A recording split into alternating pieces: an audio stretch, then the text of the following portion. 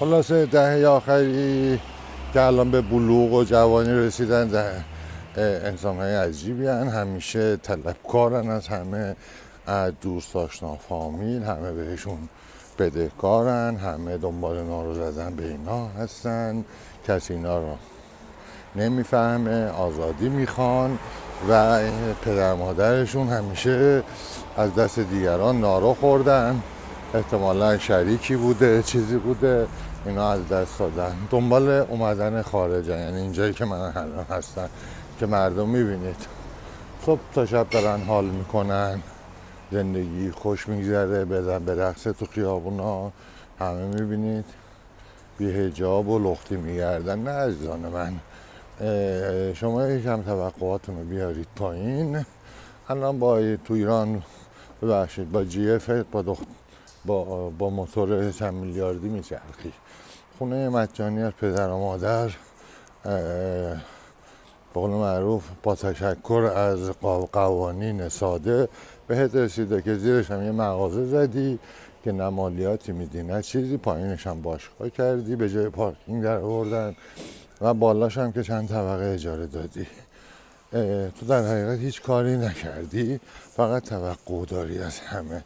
این هم زندگی خارجه. میبینید همه دارن میلیاردی با جارو دادن پول در میارن، میخورن میخوابن شغال، ولی نمیدونم این کسایی که اینجا همشون هم میبینید اینجایی هستن، سفید پوست و نه افغانی هن نه سیاه پوست، جارو میزنن. میدونید چقدر حقوقشون؟ 1200 یورو الی 1400 یورو، بستگی به چند سال سابقه کار داره. میبینید ماشین ها رو میبینید. اینجا ایتالیا هستیم و قلب اروپا، روم. ببینید این الان ما نزدیک ظهریم،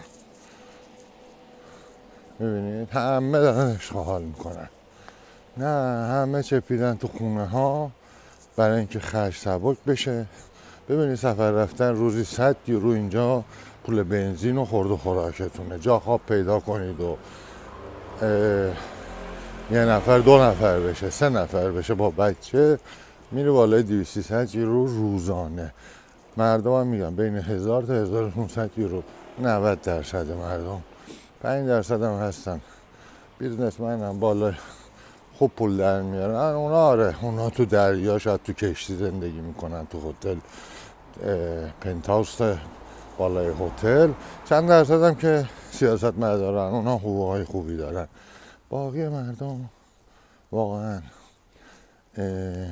چیزی که من دیدم اینجا خیلی کمتر مشروب میخورن، یعنی تقریبا اصلا نمیخورن. دیسکوتک مال بچه های زیر 20 ساله، اونم یه بار 2 بار تو زندگی، فقط برای اینکه برن ببینن چیه، پدر مادرها تعریف کردن قبلا یه چیز دیسکوتک بوده.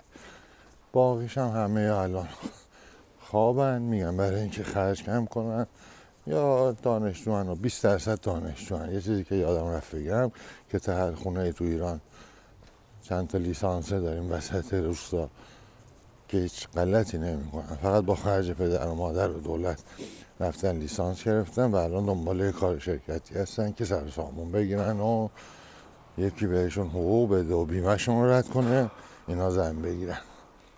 نه عزیزم من، شما لیسانس میگیری، درس میخونی، باید یه بازدهی داشته باشی، نه اینکه منتظر من باشی که بهت کار بدم، وگرنه اون مدرک تو بذار در کوزه. خوش باشید.